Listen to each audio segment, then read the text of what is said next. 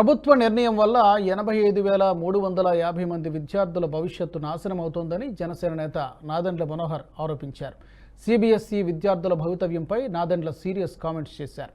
ప్రభుత్వ తప్పిదాల వల్ల 85,000 మంది విద్యార్థులు పరీక్షలు రాయలేకపోతున్నారని మండిపడ్డారు.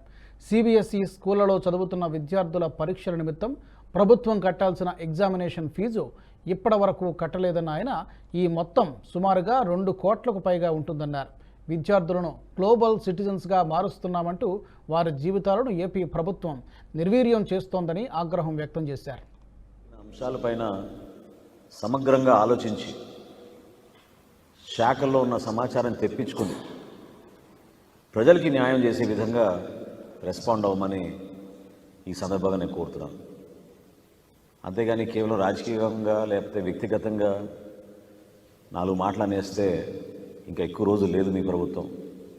ఈ 90 రోజులైనా కనీసం ఏమైనా సరి చేయగలిగితే దయచేసి ప్రజల జీవితాలతో ఆడుకోకుండా కొంతవరకైనా మీరు ఈ 3 నెలలు కొంచెం పరిపాలన చేయగలిగితే ఉపయోగపడుతుందనే భావనతోటి ఈ విధంగా ప్రెస్ కాన్ఫరెన్స్ పెట్టి మధుర కృష్ణ జన్మభూమి కేసులో షాహీ ఈద్గా మసీదులో సర్వే చేసేందుకు అలహాబాద్ హైకోర్టు అనుమతిచ్చింది. షాహీ దర్గా తరపున వేసిన కేసులను కొట్టివేస్తూ తాజాగా కోర్టు తీర్పు వెలువరించింది. కోర్టు నియమించిన కమిషనర్ల చేతనే ఈ సర్వే చేయించాలని ఆదేశాలు కూడా జారీ చేసింది.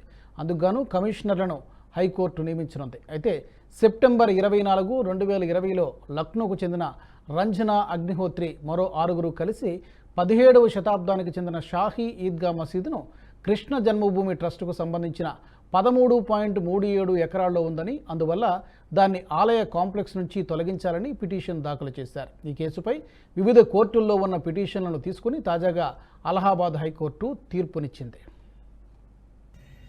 इलाहाबाद उच्च न्यायालय ने मथुरा में जिसको हम श्री कृष्ण जन्म स्थान मानते हैं उस शाही ईदगाह के सर्वेक्षण का आदेश दिया है। मैं सोचता हूं कि कोर्ट में जो 2 पक्ष जाते हैं दोनों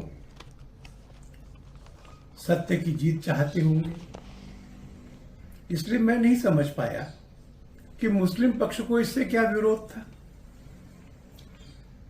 निष्पक्ष लोग, विशेषज्ञ लोग वह सर्वे करेंगे, उस सर्वे में से जो सच सामने आएगा उसको कोर्ट को बताएंगे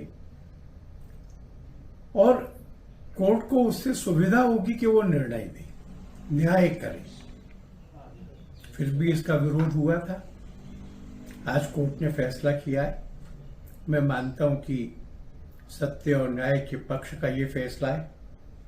मैं अपेक्षा करूंगा कि दोनों पक्ष इसमें सहयोग करेंगे और मैं यह भी विश्वास करता हूं कि इस सर्वे से यह साबित होना संभव होगा कि यह ईदगाह एक मंदिर के ध्वंसावशेषों पर बनाई गई है और इस स्थान का मूल चरित्र अभी भी मंदिर का ही है। हम सुप्रीम कोर्ट ఈ వీడియో మీకు నచ్చినట్టయితే లైక్ చేయండి, 10 మందికి షేర్ చేయండి. అలాగే కామెంట్ల రూపంలో మీ అభిప్రాయాలను మాతో పంచుకోండి. Nationalist hub group of channels ను సబ్స్క్రైబ్ చేసుకుని తెలుగునాట జాతీయవాద జర్నలిజాన్ని ప్రోత్సహించండి. ఈ వీడియో కింద ఉన్న బెల్ ఐకాన్ పై క్లిక్ చేయడం మర్చిపోవద్దు.